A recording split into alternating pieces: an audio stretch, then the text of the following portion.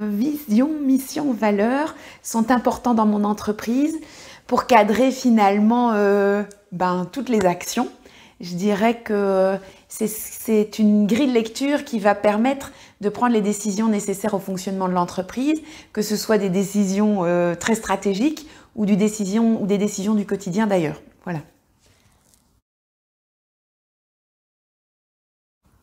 Alors, l'importance des valeurs, je vais donner un exemple très concret. Dans mon activité à moi, ce serait le fait de recruter un formateur pour les formations qu'on propose et de se dire finalement en quoi ce formateur partage nos valeurs ou pas.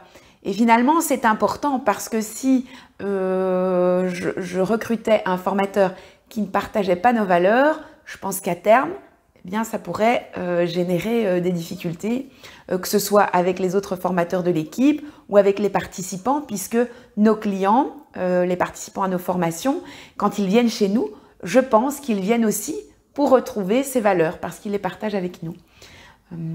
Alors, je pense que quand un formateur se présente à moi, évidemment, je ne lui demande pas de but en blanc quelles sont tes valeurs, comme ça. J'essaie qu'il me les amène avec des exemples concrets. Donc, je vais essayer de lui poser des questions pour avoir ces exemples concrets.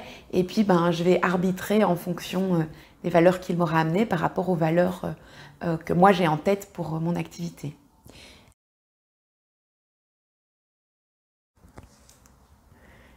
Alors, ce que Madame Bravo m'apporte déjà, c'est finalement une forme d'assurance.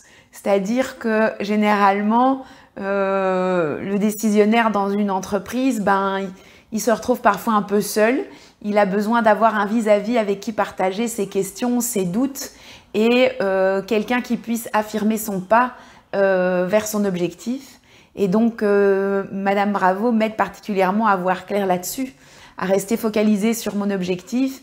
Et quand le quotidien me submerge un peu, c'est vraiment l'idée d'avoir quelqu'un qui puisse avoir cette vue d'ensemble et finalement me ramener à ce qui est important pour ne pas me disperser dans des choses qui seraient plutôt accessoires par rapport à l'objectif de l'activité. Très concrètement, je vais donner un exemple de l'aide de Madame Bravo, ou en tout cas d'un moment où je pense à elle. Il m'arrive d'organiser des formations pour lesquelles j'ai pas beaucoup d'inscriptions. Alors c'est toujours la difficulté de se dire est-ce que j'attends encore un peu, peut-être que des clients vont s'inscrire à cette formation, ou est-ce que je prends la décision de ne pas la faire, ou enfin voilà. Et donc là je me dis stop Marie, que dirait Madame Bravo? Et donc, je réfléchis un peu au pourquoi cette formation a été initiée, pourquoi est-ce qu'il serait important de la maintenir ou pas la maintenir. Et donc, par rapport au travail que j'ai pu faire avec Madame Bravo sur vision, mission, valeur, eh bien, généralement, ça se clarifie assez vite et je peux prendre une décision qui, à mon avis, va dans le bon sens par rapport à mon activité. Oui, du coup, Madame Bravo me fait gagner en sérénité. Grâce à sa méthode, je dirais que Madame Bravo m'a aidé à savoir finalement là où était ma valeur ajoutée et là où il était important de déléguer, justement pour pouvoir gagner en efficacité. Et donc, c'est le travail que j'ai pu faire cette année avec elle et je dois dire que je me sens mieux. J'ai gagné aussi en sérénité et ça m'a appris à m'entourer aussi des personnes qui me correspondent et qui partagent mes valeurs aussi. Et donc, forcément, je me sens progresser.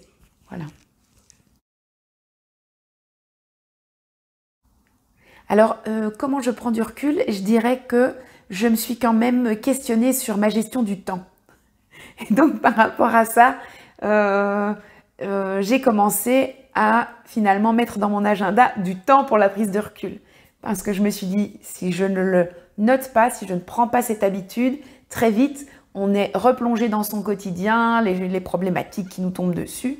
Et cette difficulté à dire, je m'extrais. Donc là, j'essaie dans mon emploi du temps vraiment de me caler des moments où je prends du recul, j'analyse, j'évalue. Et puis voilà, je recadre mon action, je la réoriente par rapport aux objectifs que je me suis fixés. Voilà, donc je dirais que Madame Bravo m'a aidée sur ce coup-là aussi. en termes de planification dans le temps. Je dirais que Madame Bravo m'a coachée, dans le sens où il semblerait que le mot coach vienne du mot cocher. Et donc un cocher, c'est celui qui conduit le carrosse finalement dans lequel on monte. C'est à lui qu'on dit où on a envie d'aller, mais c'est lui qui nous y emmène. Et donc avec ses moyens à lui, et c'est lui qui va finalement garantir que la route se passe bien. Et donc je dirais oui, de ce point de vue-là, merci Madame Bravo de m'avoir coachée. Alors, dans mon cas particulier à moi, puisque je fais de la formation en thérapie, je dirais que dans ce sens-là, je ne la considérais pas comme un thérapeute. En tout cas, pas un thérapeute personnel. Peut-être une thérapeute plutôt par rapport à la prise en soin de l'entreprise. Même si effectivement ça regroupe les personnes, mais je dirais que il n'y avait pas... la thérapie pour moi aurait un côté peut-être mal-être au départ, qu'il n'y avait pas vraiment chez moi. Voilà. Mais dans ce sens-là, oui, peut-être prendre en soin l'activité et l'entreprise, pourquoi pas, oui. Je connaissais Madame Bravo personnellement avant de travailler avec elle. Et en fait, j'étais en pleine réflexion sur le devenir de mon entreprise et je savais que j'avais besoin d'aide et j'avais perçu chez Madame Bravo une énergie dont j'avais envie de profiter. Et alors aussi, je dirais, un sens très concret et donc une volonté de pragmatisme. Parce que moi, j'avais pas du tout envie de quelqu'un qui vienne me dire des grandes théories qui sont inapplicables dans le quotidien. Et donc, c'est pour ça que je me suis décidée à faire appel à Madame Bravo. Le concret, le pragmatisme, l'énergie.